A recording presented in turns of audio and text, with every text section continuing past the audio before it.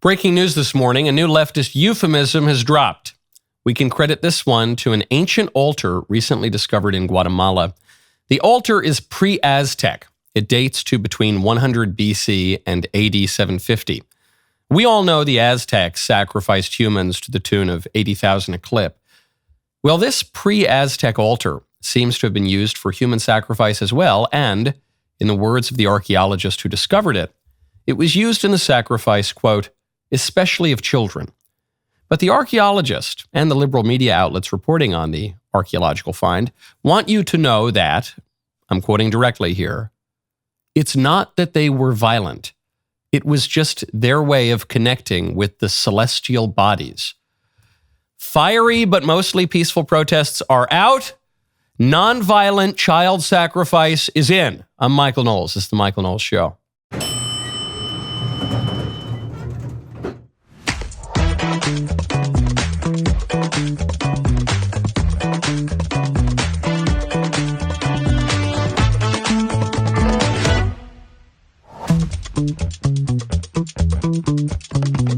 Welcome back to the show. Are we going to war with Iran?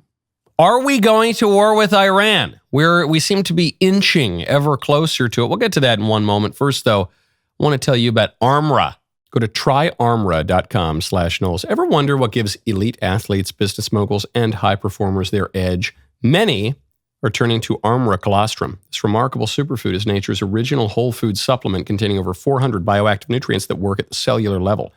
Armra helps build lean muscle, speeds up recovery time, and enhances overall performance without relying on artificial stimulants or synthetic ingredients.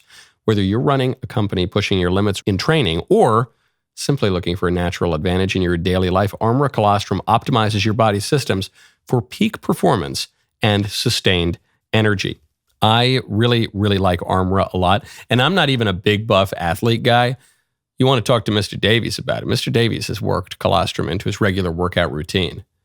For me, forget about the workout routine. We've worked out a special offer for my audience. Receive 15% off your first order. Go to tryarmra.com/Knowles, Knowles. You will love the Armra colostrum, whether you are like me and don't exercise all the time, or whether you're one of these big buff guys. Go to tryarmra.com/Knowles. Get 15% off your first order. That is tryarmra.com/Knowles. I guess it's kind of fitting to talk about colostrum as we talk about child sacrifice. I think that this one might take the cake. Non-violent child sacrifice. That is, the libs always have these euphemisms that don't make any sense. Like undocumented American is an American without documents because they're foreigners, because they're not Americans. It's a contradiction in terms. Justice-involved person is a criminal, so he's not involved in justice. He's involved in injustice. And they always do this. We've talked about it for years. Fiery, but mostly peaceful. Those things don't go together. And then nonviolent child sacrifice. Just a reminder, despite what you learned in public school, the conquistadors are among the greatest men who ever lived. Even pre-conquistador, starting with Christopher Columbus, really one of the greatest men who's ever lived, followed by men like Hernan Cortez, who ended these barbaric societies that would just slaughter tens of thousands of people at a time, and in this case, especially little children. There were multiple bodies found around this altar under 4 years old. Okay, these people just had a totally demonic society. Of course, we sacrifice over 1 million babies a year in our country, so a little bit of an indictment of us too. But good grief. Our civilization, when we actually behave in a civilized way, has absolutely nothing to apologize for whatsoever. Conquistadors vindicated yet again. Okay, speaking of babies, this one was a little bit surprising. SNL just took on the relatively recent phenomenon of homosexuals going to the baby store to purchase the eggs of a woman and rent the womb of another woman to acquire babies, which is obviously gravely disordered because two fellas can't make a baby together. So it involves all this extra stuff and commoditizing human life and picking babies out of a catalog and killing a bunch of the extra embryos that were created to find the exact perfect baby. But SNL is super duper lib. So you would expect if SNL takes on this issue, it would be very sympathetic to the homosexual baby purchasers and the non-homosexual baby purchasers for that matter. You would think it would be very harsh on the critics or the people who have questions about this. And yet, the SNL sketch was exactly the opposite. Oh my gosh, whose baby is that? Excuse me? It's ours. Wait, but how? Okay, I'm sorry, but gay people can't have a baby? Yeah, but like, where did it come from? Excuse me? Excuse me? Wow, you are not allowed to talk like that. That is so invasive. Okay, but like we were with you last night and you did not have a baby. Yeah, and you guys said that after dinner you were going to go to a rave called Bulge Dungeon, and now today you have a baby. What we're asking is, how did this happen? Okay, I'm sorry. Why is it when it's us an interrogation? I don't ask you why you're poor. It's not okay. You can't ask this question. It goes on. It's really funny. The gay guys are the clowns in this sketch. The straight people are the straight men in this sketch, which is fitting, I suppose. The joke is that two fellas can't make a baby, and it's super weird that many pairs of two fellas have babies. And it's morally dubious, and everyone's suspicious of it, and they should be, because it involves bioethically suspect practices. Let's just call it what it is. Downright immoral practices to commoditize a human being. You can go to a baby store, purchase an egg, rent a womb, and pick a baby out like you'd pick out a designer handbag. It's wrong. It shouldn't happen. Also, one of the jokes is that babies need their mothers. So the straight group asks, well, where's the mother? And the guys in the clown position in the sketch say, oh, well, I'm a little more emotional and I'm not as good a driver or something. So I guess I'm sort of the mother. That's the punchline. This is the most pronounced vibe shift example I've seen. I think, period, full stop. I think more than the election, more than the public polling after the inauguration, more than the shift in how the liberal media and liberal institutions are treating Trump and Republicans, this is Saturday Night Live. This is the liberal comedy show par excellence. And they are mocking the idea of gay rights, of gay marriage, of surrogacy, of IVF, of the whole baby industry. Huge, huge vibe shift. And all of those examples that I just mentioned are obviously related.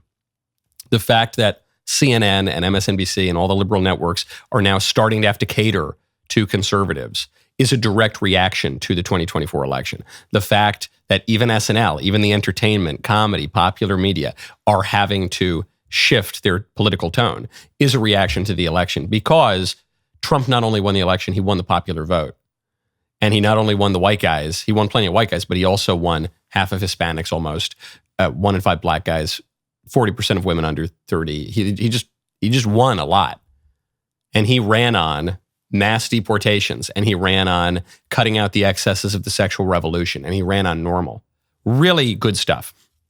A reminder too, during the real high point of social, especially sexual liberalism of the last, maybe about 10 years ago, redefining marriage, open up baby stores, pushing transgenderism, all of that kind of stuff. Those of us who resisted and said no, not just to no transing the kids, but no to the redefining marriage, it's not possible, no to the baby industry, no to all of these social experiments. We were called idiots and rubes and passé and on the wrong side of history and all the rest. And look who's laughing now. The reason that I can feel confident, and you should be able to feel confident, that innovations such as baby stores and gay marriage and all the rest of it are not going to last forever is that they are so out of accord with reality, they are so ultimately indefensible that it's like a castle built on sand. Okay, it can't last because logic is eternal, human nature is eternal. We can have all sorts of experiments. Societies can go downhill. We can sacrifice babies on altars for hundreds of years, but eventually reality is going to kick back in. Okay, really, really good stuff. On this very same point, there's something that I called for. in a viral clip that, about 2 months ago, that is now, people laughed at me, they mocked me when I said it, and it is now national policy in a major Western country. We'll get to that in 1 second. First, though, I want to tell you about Good Ranchers. Go to goodranchers.com, use promo code Knowles. Have you taken a look at your grocery bill lately? I try not to look at my grocery bill. Those meat prices are likely going to go crazy with all of the tariffs. Makes you wonder if you can still serve the good stuff to your family, right? Luckily, goodranchers.com delivers 100% locally sourced American beef, chicken, pork, and more straight to your door, so you do not have to worry about any tariff pricing or grocery store mystery meat. While everyone else is dealing with those unpredictable imported meat prices, Good Ranchers is completely tariff-proof. 100% American supply chain. For me, I've always liked that it's American meat, and I really like the company. I've worked with Good Ranchers for a long time. But for me, it's really just about the quality of the meat, okay? It is. This is the best meat that you are going to get, period, okay? Also, do you know that the average family throws away like $500 of meat a year because of freezer burn and you don't store it right? Good Ranchers, it's all individually sealed, so it's really nice. You get better meat, stable prices, less waste, just smarter shopping for you and your family. Subscribe right now. Go to goodranchers.com. Get free meat for life and $40 off with code Knowles, K-N-W-L-E-S. That is goodranchers.com. Promo code Knowles. Get free meat for life and $40 off. Good Ranchers, American meat delivered. Folks, you got to go to thecandleclub.com. This is the final week that customers can buy the Smells and Bells candle. Make your home smell like a 12th century monastery. Really, really good stuff for Easter week. We're in Holy Week, right? What is today? Tuesday? I don't know. I've lost track of the days. Tuesday, I guess it is. Okay, so that means Good Friday's coming up, Holy Saturday, Easter Sunday, Easter Monday, Easter Tuesday, Easter Wednesday. You're going to want your home to smell like a beautiful monastery. Smells and Bells candle. Then we'll move on to the next candle. Hungary's parliament has just moved on from the rainbow mafia, from the LGBT Pride Day that became Pride Week, that became Pride Month, that became Pride 2 months, that became Pride Year. Hungary's parliament just passed an amendment to the Constitution that allows the government to ban Pride and really all public LGBT displays. This is so beautiful. We'll get to exactly what it means, how it passed. But I was on the Jubilee show, Surrounded, a couple of months ago. And we filmed it even earlier than that. And I was surrounded by 20 or 25 LGBT LMNOP activists. And one of the prompts that we were debating was that we should ban Pride. Of course, we talked about, get rid of transgenderism. Of course, we talked about all of the issues that you usually hear about. But one that even some people on the center right told me was too far, too crazy, was the notion that we should ban Pride parades. But to me, it seems so obvious. I'm a citizen. I have the right, at least some right, to set standards in the town square. And the Pride parades are not things that happen in people's backyards. They happen in the town square. They happen on Main Street. And I should not be expected to walk my little kid or to walk my elderly grandmother through the town square when there are weird fellas wearing leather costumes, smacking each other around, doing gross stuff. They don't have the right to do that. I have the right, in part, to my town square. And even people on the center right, they mocked me for this. How could you possibly ban Pride? Well, I'll tell you how Hungary just did it. The vote passed along party lines, 140 votes for it, 21 against it. Pretty good victory. The amendment declares that children's rights to moral, physical, and spiritual development supersede any right other than the right to life, including that to peaceably assemble. Love this. This is great. You don't have a right to obscene, weird stuff in the public square. Now in Hungary, kids are not going to be exposed to and propagandized with LGBT nonsense in kindergarten, first grade, second grade, third grade. This is common sense. One reaction is going to be, well, Michael, that's Hungary, and Hungary is a far-right authoritarian government. We would never tolerate that here in America. We have our constitutional rights. Until very, very recently, we had, in practice, the exact same policies in America. And in principle, we still do. There is no free speech right to obscenity. Pride parades are not as American as apple pie. Benjamin Franklin didn't show up to the Pride Parade, okay? Pride parades are a relatively recent phenomenon that come about as a result of the weakening of American laws against obscenity, that come about as a weakening of the American political right to set community standards, and a strengthening of the individual license to autonomy and libertinism and all the rest of it. Well, we made more sense before that. We have political rights. We have the right to an exalted freedom beyond the degraded pseudo-freedom of the individual license to do gross stuff in public. Really, really good stuff. And it reminds me of that line from Cardinal Manning. There is a day to come that will reverse the confident judgments of men. People who say, oh, there's no way. Look, it's the same people who said Roe v. Wade will never be overruled. And I was one of the people who was skeptical of Roe v. Wade getting overruled.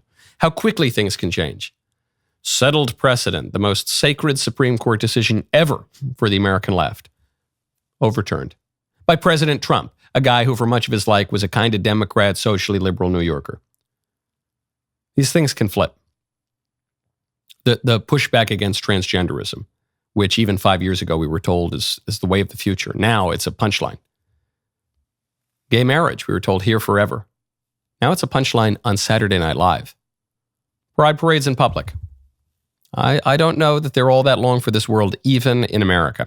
Now, speaking of family, new report at the Wall Street Journal that young people increasingly are turning away from cutting their own path, from going to work for some corporation somewhere else in the country.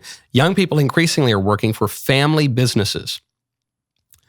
They write, the share of small businesses that employ a young adult child of an owner has doubled since 2018 and is up 13% year over year as of January to roughly 1,200, according to an analysis by payroll provider Gusto. Mark Valentino, the head of business banking at Citizens, sees this moment as a reversal from recent decades in which the children of business owners tended to stigmatize returning to the family firm in favor of striking out on their own. For the first time in a generation, there's more excitement and interest in taking over a business that already exists. So for pretty much all of my life, there has been this sense that there's something wrong about taking over the family business. There's something kind of unmanly about it, you know? You're not really free. You should cut out on your own, do whatever you want, go work for some other corporation. That it would be better to go work for some guy you never heard of, doing some business that you've really got no experience in, than it is to work for the family business. A similar kind of reasoning, I think, to the idea that women must go out and work in some corporate environment. Not that they can go out and work, but they must, that it's somehow wrong. They're not liberated if they stay at home and raise children and homeschool and bake cookies and do all the things that women once did. That it would be wrong to do that. And I think that judgment, too, is being reversed here. There's a popular sense that it's wrong to go work for your family business, but really it's just natural and reasonable. You know, I didn't grow up with a family business or anything like that, so obviously I didn't work for one. But I was thinking about my own employment history. I've had all sorts of crazy jobs going back to when I was 14 years old. And it occurs to me, I don't think I've ever gotten a job by submitting a job application, you know, going to some kind of random recruitment website and just submitting a blank application. I've submitted job applications, but it was to people I knew or to people who knew people that I knew. And it's not like I came from money. It's not like I came from connections. But even my first job, I worked at a Subway sandwich store, but it was a store that we would go into a lot. And, you know, I would talk to the owner. My mother kind of knew the owner. Said, hey, you know, maybe you could give my kid a job. Other jobs I've had. In politics, it was kind of people that I knew or people that I knew that I knew, or someone heard about me from some campaign that I worked on, and we kind of were aware of each other. Obviously, the DailyWire, we were all kind of friends. We were all in the same social circle before this company even existed. And I think that's the way it works. When young people, I go to these universities and young people ask me for advice. How do I break into politics? How do I do? One joke I say is, well, the best way to break into political media is to be friends with Jeremy Boring. That's the first thing I would recommend. But there's a lot of truth to that. You know, humans are social creatures. And so we're not just clinical, independent robots floating through outer space with no connections to each other. It actually makes sense to work with your friends, or at least to work with people who know your friends, or people that you can trust in a way that is sometimes inarticulable and goes deeper than just the terms of a contract. Businesses actually work better that way. There is a reason that there is such a thing as a family business. That isn't wrong. It isn't wrong to follow your natural inclinations and the relationships that you've cultivated in all other areas of life, in your professional life as well. Everyone knew this for all of it. So much of our time is just rediscovering things that people have known intuitively for all of history. Now, speaking of business and businessmen, you remember that lunatic, that young guy Luigi, who murdered the healthcare CEO in New York some months ago in an act of cold-blooded murder? Well, a prominent left-wing journalist has just gone on a prominent left-wing cable channel to explain how that murderer is clearly, obviously, a morally good man. We will talk about that. First, though, I want to talk to you about Pure Talk. Go to puretalk.com/Knowles. As Doge continues to cut the fat surgically from decades of bloated government spending and corruption, Pure Talk, the cell phone company that I use, is cutting the fat from the wireless industry. That's right. Pure Talk says, I don't think so to $100 a month cell phone plans. That is just wasteful. It's irresponsible. Instead, they're offering America's most dependable 5G network at America's most sensible prices. Unlimited talk, unlimited text, 15 gigabytes of data, which is very difficult to use all of that, almost impossible, plus mobile hotspot for just $35 a month. Unbelievable. Best part, right now, you will get a free 1-year membership to DailyWire Plus. That includes access to the entire library of Daily Wire Plus movies, documentaries, uncensored ad-free daily shows, access to Daily Wire Kids programming, and as always, your free leftist ears tumbler. With Pure Talk's U.S. customer service team, you can switch hassle-free in as little as 10 minutes. You don't need Doge to cut the fat from your wireless bill. You need Pure Talk. Go to puretalk.com/Knowles, K-N-O-W-L-E-S. Switch to Pure Talk at puretalk.com/Knowles, K-N-O-W-L-E-S. Get a year of Daily Wire Plus for free with a qualifying plan. Pure Talk, wireless by Americans, for Americans. Taylor Lorenz, one of the more eccentric figures from the left-wing media space. She is a totally mainstream left-wing journalist. She's worked for the Washington Post, the New York Times, the Daily Beast, the Daily Mail, Business Insider. She's worked for everyone. Now she's going on CNN to explain why the young man who murdered a healthcare CEO in cold blood and deprived that man's wife and children of a husband and father, why he is obviously a morally good man. Hilarious to see these millionaire media pundits on TV clutching their pearls about someone standing a murderer when this is the United States of America, as if we don't lionize criminals, as if we don't have, we don't stand murderers of all sorts, and we give them Netflix shows. There's a huge disconnect between the narratives and angles that sort of mainstream media pushes and what the American public feels.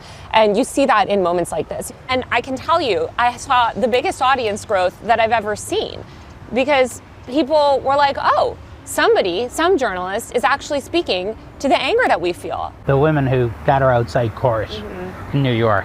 So you're going to see women especially that feel like, oh my God, right? Like, here's this man who's revolutionary, who's famous, who's handsome, who's young, who's smart. He's a person that seems like this morally good man, which is hard to find. You can tell in the eyes. You can tell in the eyes and the mouth. And Taylor Lorenz is exactly the kind of woman who would have married Ted Bundy. She's got, and she's always had that in the eyes. So I'm not denying that she seems a little bit kooky. However, this is the view of the mainstream left. This is not just a fringe view. She's not a fringe journalist. She's worked for all the major outlets. She's here on CNN and she's laughing with the interviewer. Oh, he's a morally good man. It's kind of hard to find. He's so hot. Oh, yeah. And we lionize murderers all the time in America. Correction. Hold on. Interjection here.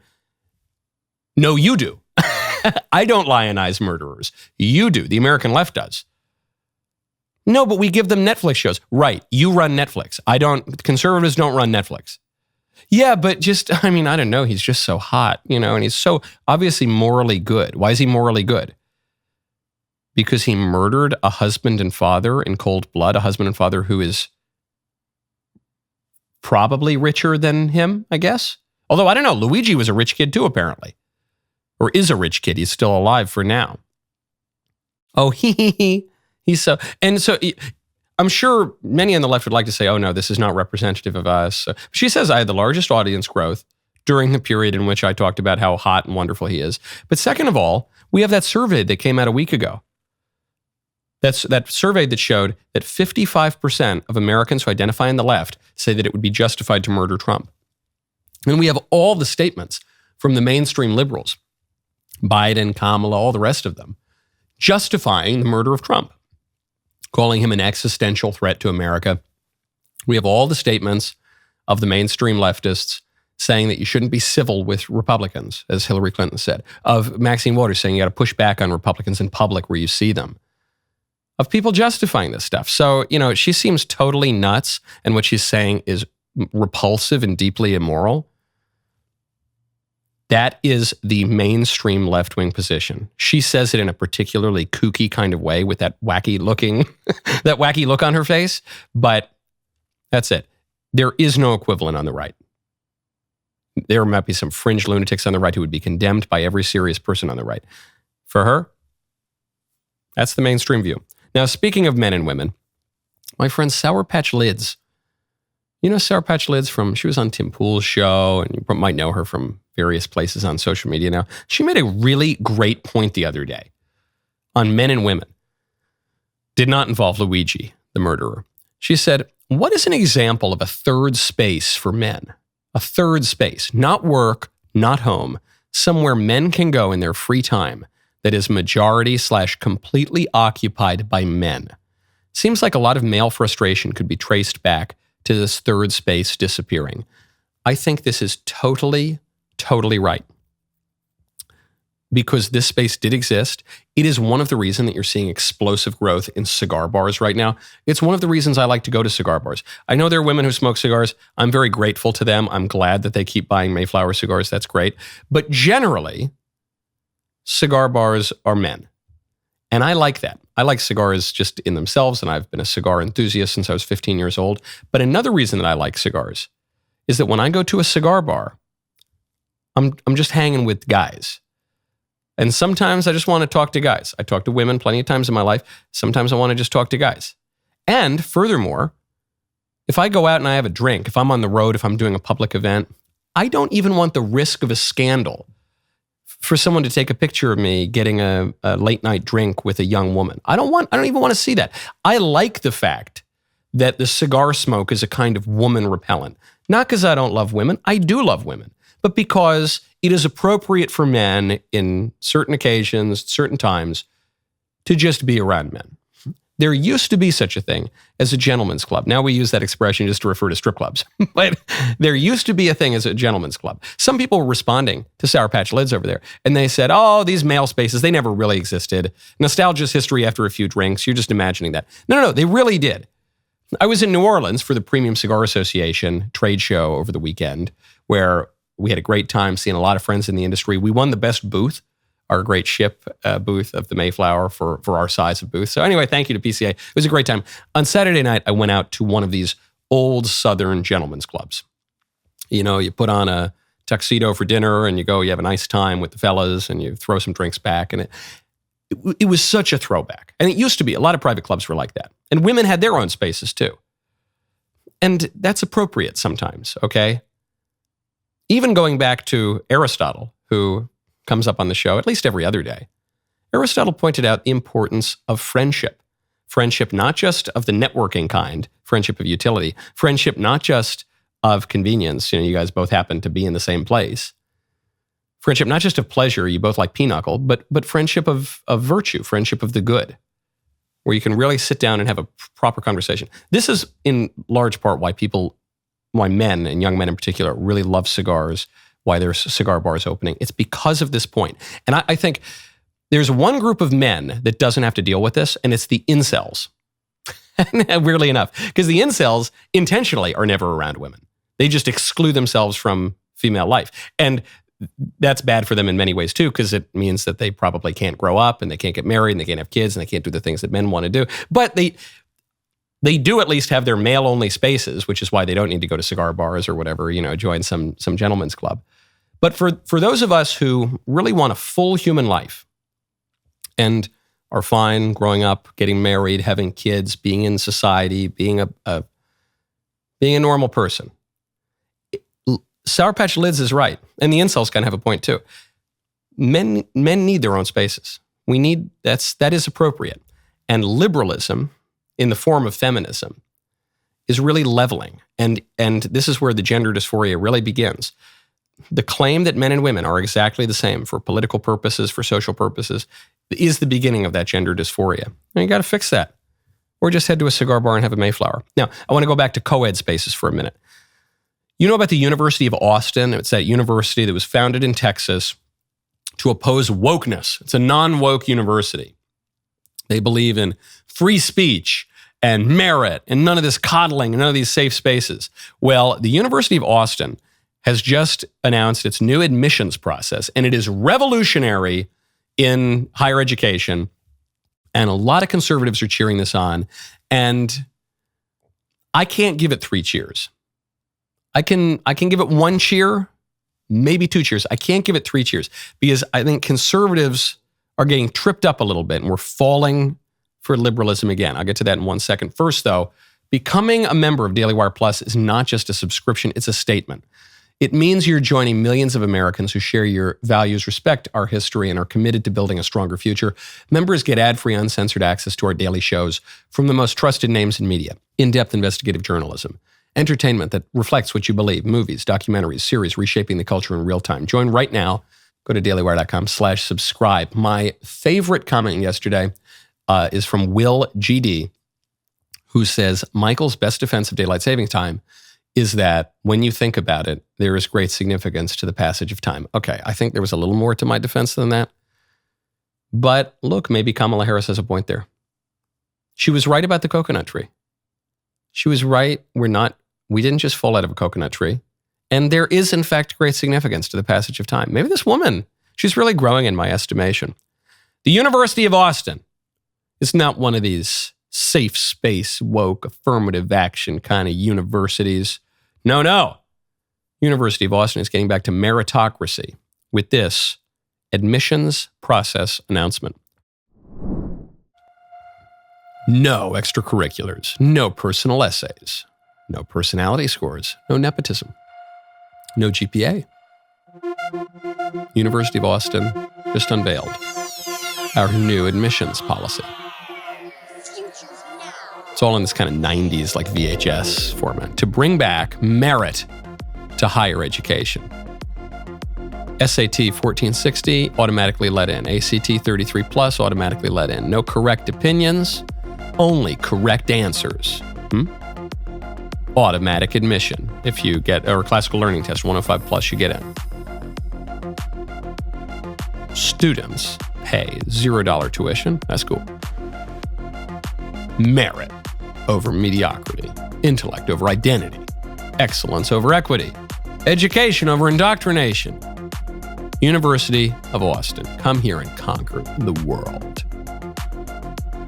Nothing is in your way. Okay. And it's all, for those of you who are only listening, it's very pointedly done in this 90s kind of VHS format. Because the ideas behind this kind of a university come from not a kind of deep conservatism, but a non-woke liberal nostalgia for the 90s. The 90s are the new 50s. Back in the 70s, the good old days were the 1950s. Now in the 2020s, the good old days are the 1990s. Do you remember how great that was when we were kids and everything was cool? It truly, I think this is history after a few drinks. I really don't want to counter-signal the University of Austin here because the University of Austin is so preferable compared to many of the institutions of higher learning today. But what the University of Austin is describing in its admissions policies is not really conservative. It's in many ways hyper liberal. It says all we look at is test scores. If you get a relatively high test score, you get in. Merit over mediocrity. But what do we mean by merit? It says no extracurriculars. What if a kid doesn't do that well on a standardized test? Or, he doesn't get a 1460, gets a 1450.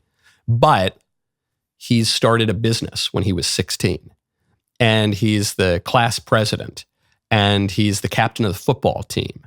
And, he's got a lot of leadership potential. And he's got a lot of discipline. And he's balanced. And he's a well-rounded person.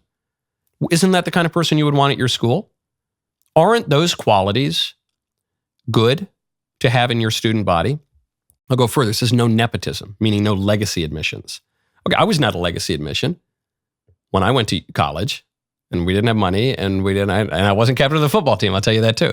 But one of the reasons that one goes to an elite university is because there are legacy admissions there, because there are people who come from means, who come from established families, who come from different walks of life than you. And one can pick up some of the habits of, the old blue bloods or something. One can hobnob with people who, in a really kind of crass way, might be able to help you out down the road. If you go to school with, the descendants of J.P. Morgan and the Rockefellers and Carnegie and I don't know who else, that actually can help you out a little bit down the road if you're trying to get a job. One wishes also to have friendships for the good, virtuous friendships, but that can help. That you go to an elite university in part for that kind of networking. You go to an elite university in part for the kind of finishing that gives one for manners, political behavior, how to socialize, how to move among elites in society, especially if you come from circumstances that are less privileged. That's one of the benefits of it. So for the school to say, no, we don't want any of that. All we want, no GPA even. What if a student is really, really good at history, has a deep interest in history, could be one of the great historians of his generation, but he's not that good at math. I don't know, maybe his SAT is 1450, it's not 1460, but he really specializes. To me, that's the kind of person you should have in your school. It's kind of like the IQ bell curve meme.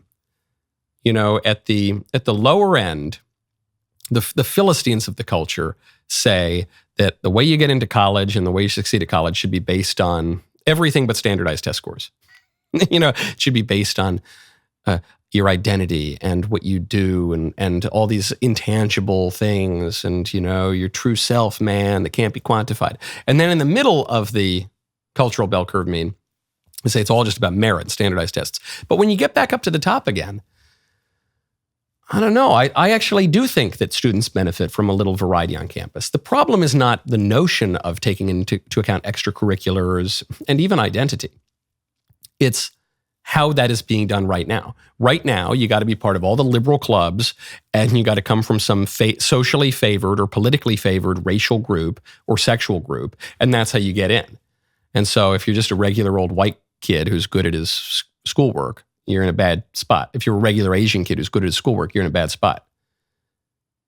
But we shouldn't throw the baby out with the bathwater here. Right now, the system selects for leftism and favored races. But this kind of thing is not ideal. So I say one or even two cheers for the University of Austin. I like the idea. I get it. This is kind of the 90s nostalgia ideal of merit. But even if this is a refreshing improvement over the status quo, there's more to it. There's actually more to the idea of merit than just how you did on your SAT. And I wasn't captain of the football team, but I did do well on my SAT. But there's more. There's more to life than how you do on your SAT. Okay, back to racial politics. The young man who murdered Austin Metcalf, he's a black kid, and he murdered this white kid who was a football star, had a bright future ahead of him, stabbed him in the heart because the white kid asked him to move out of his seat. So the alleged murderer was being held in jail, $1 million bond. And that bond was just reduced to $250,000, and now the kid's walking free. And he was able to pay the bond because there was a GoFundMe set up immediately after this black kid allegedly murdered the white kid. A GoFundMe was set up, and it's raised something like $400,000. So not enough for the $1 million bond, but don't worry, the judge is going to lower it to reach the still absurd, huge amount of money that the black kid was able to raise because he allegedly murdered a white kid. Regardless of this alleged murderer's guilt or innocence, he raised that money as a reward for being a black teen who killed a white teen. That's why he raised that money. We all know if it were the other way around, he would not have raised that kind of money. No one would have donated. Or GoFundMe would have shut it down. The bond would not have been lowered. It would have been raised. He might have been executed already in a fast-tracked kind of capital punishment. We have a social and political incentive in this country, undeniable from this case, to reward a black teen, not just for being arrested, not just for being misunderstood by society, specifically for allegedly murdering a white teen. And the reason for that is we have all been told through our schools, through our popular media, for decades, for many of us since we were kids, that white people are bad and black people are good. And it's as simple as that. And when black people are bad, it's actually because of white people, and white people are so bad that whiteness itself needs to be abolished. There are speaking of the university classes on the need to abolish whiteness. So when a young black kid takes it into his own hands to abolish at least one instance of whiteness, that is rewarded. None of this should be unexpected. This is all perfectly predictable if you understand the incentives in our culture. Speaking of death, a woman has just been accused of selling human bones on Facebook for as little as $35. And she was arrested for this. And I just got to ask why it's wrong. I think I might have to start a segment on this show. Why is this wrong? Where you take an example of something that's obviously wrong, but according to the popular understanding of morality and pop culture, it would not be wrong. Why is it wrong? We'll get to that story tomorrow. We've run out of time for today, and it's Tee Tuesday. The rest of the show continues now. You do not want to miss it. Become a member. Use code Knowles, KNWLES at checkout for 2 months free on all annual plans.